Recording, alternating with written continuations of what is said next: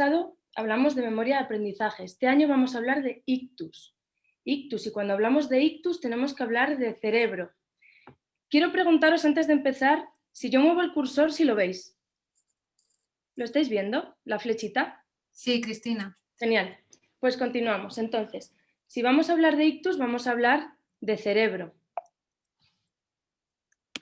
Y probablemente algunos hayáis oído que el cerebro representa apenas un 2% del peso corporal de nuestro cuerpo. Sin embargo, utiliza un alto porcentaje de oxígeno y de glucosa, porque metabólicamente es muy activo. En el cerebro tenemos distintas células, distintos tipos celulares. Tenemos a las neuronas, que todos conocemos, que son fundamentales para transmitir el impulso nervioso y para multitud de tareas en nuestro organismo. Y también tenemos otras células que a lo mejor se nombran menos, pero que son muy importantes también. Tenemos a los astrocitos, estas células de aquí en forma de estrella, que son importantes para darle sustento metabólico a esas neuronas. Y tenemos otras células también que son más pequeñinas, que les llaman células de microglía, ¿vale? Tienen una forma como de araña y son también preciosas y están en toda la corteza cerebral, en todo el cerebro en general. Pero no solo tenemos estas células en el cerebro, ¿vale? Tenemos también una red vascular tremenda. Hay muchísimos vasos sanguíneos en el cerebro que son precisamente los que se están encargando de aportar ese oxígeno y esos nutrientes a las células. De modo que todos ellos forman la unidad neurovascular, ¿vale? Bien, imaginaros que esos vasos sanguíneos fueran tuberías, ¿vale? Que el cerebro estuviera lleno de tuberías por donde circula el líquido. Y en este caso, pues bueno, circularía la sangre. ¿Qué pasa? Que necesitamos mantenerlos en buen estado para que la sangre llegue a todos los rincones, ¿no?, de ese cerebro. Y claro, en ocasiones las tuberías se pueden romper, como sucede en este caso, y hay una fuga. O bien puede haber un tapón, de forma que se ocluye y no se transmite el líquido por esas tuberías. Bueno, pues esto es lo que sucede en un ictus, ¿vale? Y va a haber distintos tipos de ictus. Va a haber ictus hemorrágicos, cuando se rompe esa tubería y ocurre que se libera sangre al tejido, y va a haber un ictus isquémico, que sería parecido a lo que sucede en esta tubería y que ocurre cuando se bloquea un vaso sanguíneo, ¿vale? Estos últimos son los más frecuentes. El caso es que con esta explicación podemos entender más o menos qué es un ictus, que es una condición que surge por una interrupción brusca del flujo sanguíneo al cerebro. Bueno, si lo vemos en un cerebro en vez de en unas tuberías, que es algo un poco más real, pasaría algo parecido. Tenemos el ictus hemorrágico, donde se produce una extravasación de sangre en el cerebro y que puede estar ocasionado bien porque hay una anomalía en esos vasos o porque la pared vascular está muy frágil y se rompe. Es decir, hay múltiples causas que lo pueden originar. Y en el caso del ictus isquémico, como veis aquí, lo que se produce es que la luz de estos vasos, por donde circula la sangre, cada vez se va haciendo más estrechita, o bien porque se acumulan depósitos grasos, o bien porque se libera un coágulo y simplemente actúa como tapón y no deja que fluya la sangre. De modo que podéis imaginaros que existen unos riesgos que están asociados a esa formación de tapones o a esa ruptura de los vasos sanguíneos, ¿vale? Algunos de ellos son muy obvios y probablemente todos los podemos imaginar. Por ejemplo, el tabaquismo, el fumar, como la imagen de antes. Algunos son modificables y son los más importantes porque, claro, está de nuestra mano evitarlos para no tener riesgo de padecer un ictus. Modificables pueden ser el tabaquismo, beber en exceso alcohol, la hipertensión incluso cuando está motivada por una mala alimentación o incluso el colesterol elevado, ¿vale? Por eso es muy importante cuidarse y esto lo podemos evitar cuidándonos.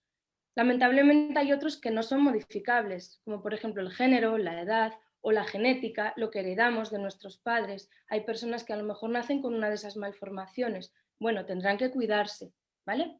Pero es muy difícil evitar absolutamente todos estos riesgos. El caso es que prevenir cuenta, ¿vale? Con una alimentación saludable, con el ejercicio, prevenir cuenta. Y no solo eso, sino que suma, porque la gente que se cuida más tiene más posibilidades de ser longeva y de vivir una vida más sana. Entonces creo que esto es muy importante. Pues bien, el ictus, ictus. Seguro que lo habéis escuchado en la televisión hablar de ictus, muchos personajes famosos, hombres, mujeres. A este probablemente los más jovencitos no lo reconozcáis tan fácil, a lo mejor con esta foto ayuda. Es decir, hay muchas personas que salen por la televisión que han sufrido un ictus, tanto isquémico como hemorrágico, que os lo he puesto aquí en color rojo, y si os fijáis afecta a hombres, mujeres, gente más mayor, pero también a gente jovencita, ¿vale? Incluso, sí, sí, aquí está una de las protagonistas de Juego de Tronos que ha sufrido una hemorragia cerebral durante el rodaje. Afortunadamente ella se ha recuperado, porque a veces sí que las personas se pueden recuperar. Vamos a ver algunas claves. Vale, esto sucede en la televisión, pero que salen estos personajes. Pero si os digo que cada 2 segundos en el mundo una persona sufre un ictus, esto ya es un poco más peliagudo. 30 casos al minuto, si hacemos cuentas. Eso supone que en un año unos 15 millones de casos se producen en el mundo, ¿vale? ¿Y en España qué pasa en España? Pues en España aproximadamente unos 120.000 casos al año se declaran y lamentablemente no todas las personas lo superan. De hecho, es la primera causa de mortalidad en mujeres. Y no solo eso, sino que es una mayor causa de discapacidad en el adulto, ¿vale? Hombre, como podéis imaginar, las consecuencias son fatales para la persona que lo sufre, desde luego es la más perjudicada, pero también su entorno se va a ver afectado porque muchas de esas personas van a adquirir una discapacidad y van a necesitar cuidados. Y en realidad esto es un gasto social y también sanitario, porque hay que invertir muchos recursos en el cuidado de estas personas. Bien, en cuanto a las secuelas, pues depende un poco del tipo de ictus que te haya dado, de la región que te haya afectado, etcétera. Y no siempre se dan las mismas, pero hay una serie de consecuencias después del ictus que sí que son comunes, como la pérdida de fuerza, de coordinación, trastorno en la vista, en el lenguaje.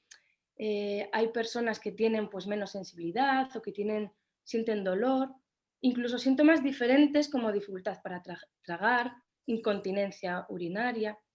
Y en el estado de ánimo esto también se nota, porque hay gente que padece depresión o incluso deterioro cognitivo. Y esto es normal porque está afectando al cerebro. Porque quizás la diapositiva más importante de toda la charla sea esto. Tiempo es vida después de un ictus. Y lo vamos a entender a lo largo de las diapositivas. Y creo que lo más importante a estas alturas es plantearnos si sabríamos reconocer una persona que está teniendo un ictus, porque si decimos que el tiempo es importante, tendremos que reaccionar lo más rápido posible para poder salvar una vida, porque de hecho esto influye y puede salvar vidas. Bien, pues hay una serie de signos que son muy intuitivos, fáciles de ver y que muchas veces se dan en una persona que está sufriendo un ictus. Como el ictus es algo repentino, es muy frecuente que a la gente le duela la cabeza de una manera así muy rápida. Pero además hay personas que de repente tienen una parte de la cara paralizada. O por ejemplo, una persona que tiene esos síntomas así un poco sospechosos, le pides que levante los brazos a la misma altura y es incapaz, solo puede levantar uno más que otro, porque a lo mejor tiene dificultad para mover esa extremidad.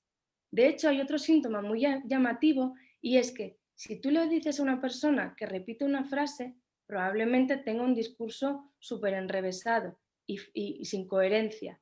Y esto es muy llamativo también. Y por último, el tiempo. El tiempo, en realidad, este dibujo hace referencia a que el tiempo es muy importante, el tiempo de reacción. Y cuanto más breve sea la reacción, cuanto más rápido reaccionemos, llamando al 112, por ejemplo, más posibilidades tiene esa persona de tener menos secuelas y mejor recuperación, ¿vale? Bien, estamos hablando del cerebro y yo me pregunto, ¿qué pasará en ese cerebro, ¿no? Después de un ictus? Yo me imagino la hemorragia cerebral como un tsunami, como una gran ola que de repente, imaginaros, es que surge de manera repentina, inunda todo ese terreno cerebral, ¿vale? Sin embargo, en el caso del cerebro isquémico, la situación es un poco diferente, porque claro, con el taponamiento se dejan de regar esa zona de tejido, deja de llegar el oxígeno, los nutrientes. Es como que la zona se parece a un terreno desértico. Sin embargo, así como os muestro en la diapositiva, tenemos una zona donde el terreno, en este caso, está muerto o tiene menos vida y sin embargo hay otra zona en la periferia donde a lo mejor podríamos regarlo y recuperar toda esa vegetación que tenemos por ahí. Y esto es importante y por eso el tiempo es importante, porque cuanto menos tardemos en intentar recuperar esta zona, más posibilidades tenemos de que esta zona sobreviva. O sea que fijaros si eso es importante. Bueno, pues más o menos aquí lo podemos representar con una diana. Tenemos nuestro core o centro de la lesión, donde desgraciadamente las células se van a morir. Pero tenemos una zona alrededor que es la penumbra, donde las células tardan un poquito más en morirse. Entonces, todavía tenemos margen, ¿vale? Aquí tenemos una representación un poco más real, lo mismo que os muestro. En la imagen de la izquierda tenemos el tejido que está muerto, pero toda esta zona que veis que aquí está afectada todavía puede salvarse, ¿vale? En esta imagen, que es un corte de un cerebro, tenemos la mitad, un hemisferio que está sano y la otra mitad de la lesión, fijaros dónde está el core. Y en el hospital hay unas técnicas fantásticas que pueden ver cómo están los vasos sanguíneos que están funcionando bien, digamos, por los que pasa la sangre. Si os fijáis en la mitad izquierda, que correspondería al hemisferio sano, tenemos muchos vasos sanguíneos, ¿vale? Por donde está circulando la sangre. Sin embargo, en la parte derecha algo ha pasado. Aquí hay un bloqueo y entonces después de ese bloqueo ya no vemos que esté circulando nada, ¿vale? En realidad esto es un trazador que nos permite meter un contraste para poder verlo en la imagen. Bien, si lo representamos de otra manera, tendríamos aquí nuestra zona cero, la zona que está totalmente destrozada después del problema, después del ictus en este caso. Pero hay unos alrededores donde las células de momento parece que no pueden respirar. Es como cuando nos metemos debajo del agua y nos tapamos la nariz. En realidad nos cuesta respirar, pero todavía somos capaces de aguantar un poquito la respiración. ¿Qué pasa? Que si nos abandonamos y dejamos ahí mucho tiempo, pues es muy probable que nos ahoguemos. Bueno, lo mismo le pasa a las células, ¿vale? En esta zona de alrededores, que es la zona de penumbra y que es la que nos importa. Porque, fijaros, aquí podemos ver unas neuronas, cómo están en su estado normal. Y si dejamos que pase mucho tiempo o no somos capaces de rescatarlas, esas neuronas mueren por apoptosis, que es una muerte celular programada, y van a tener esta apariencia no tan bonita, ¿verdad? Bien, lo que sucede en estas neuronas es un complejo conjunto de reacciones químicas, ¿vale? Nosotros no vamos a entrar a hablar en detalle de todos los mecanismos moleculares, de todas las cascadas de señalización que suceden en las células. De hecho, se llama cascada isquémica, es un nombre muy bonito para representar todas estas reacciones que van en cadena. Lo que sí que me gustaría que aprendieseis hoy es que después de una isquemia se produce un daño oxidativo en el DNA, también se produce daño en las mitocondrias, hay una respuesta inflamatoria y por último lo que va a existir es un balance entre la muerte de estas células y la supervivencia. Y esto de aquí es muy importante porque, claro, se produce un daño y hay un montón de procesos y de sustancias que están aquí interviniendo durante los primeros minutos, incluso las primeras horas. Pero hay un punto fundamental aquí entre las 3 y 6 horas, que es cuando empiezan los mecanismos de reparación, ¿vale? Entonces, si el cerebro está listo, fijaros que tiene mecanismos propios, endógenos del propio cerebro, para repararse. Pero claro, para eso es muy importante que se restablezca el flujo sanguíneo, ¿no? Para favorecer esos mecanismos de reparación. ¿Y por qué es importante este intervalo de 3-6 horas?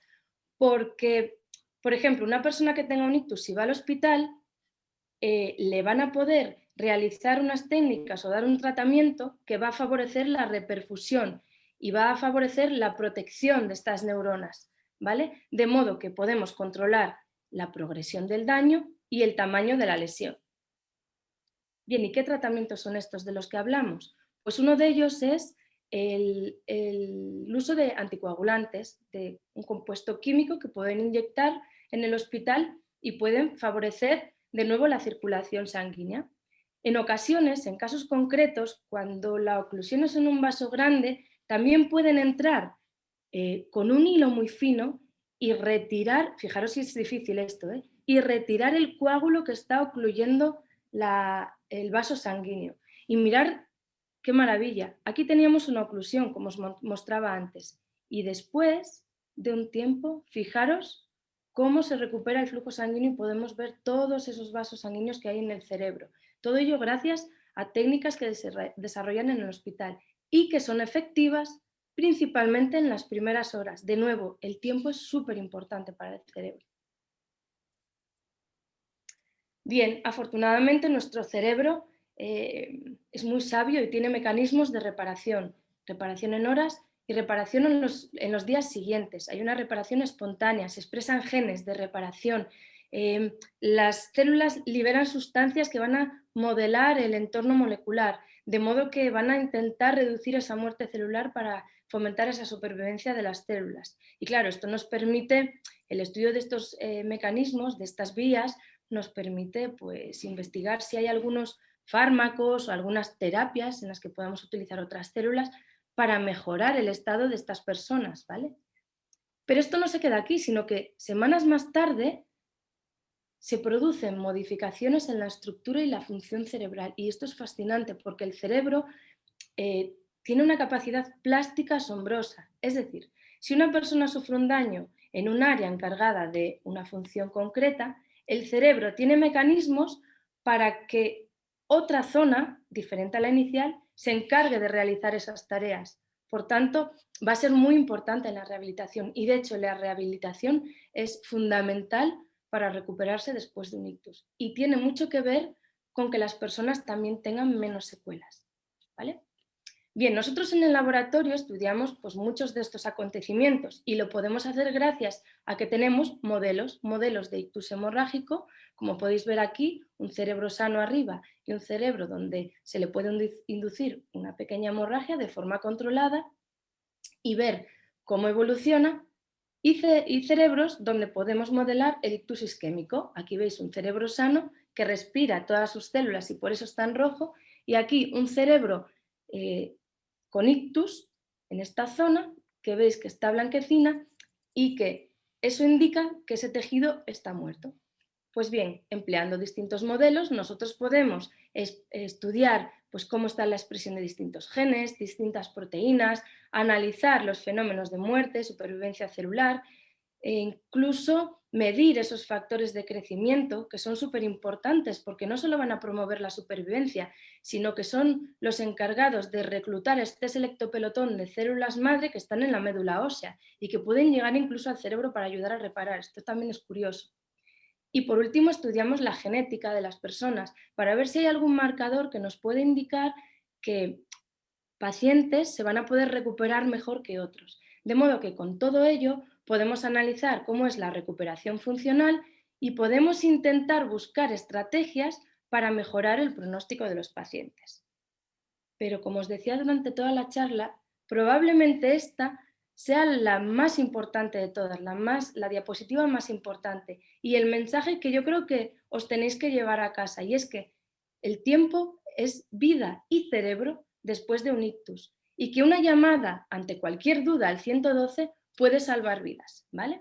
De modo que espero que os haya gustado esta charla y que, bueno, habréis aprendido algo más de ictus y que ahora ya sepáis responder perfectamente a estas preguntas que os planteábamos al principio. Muchas gracias.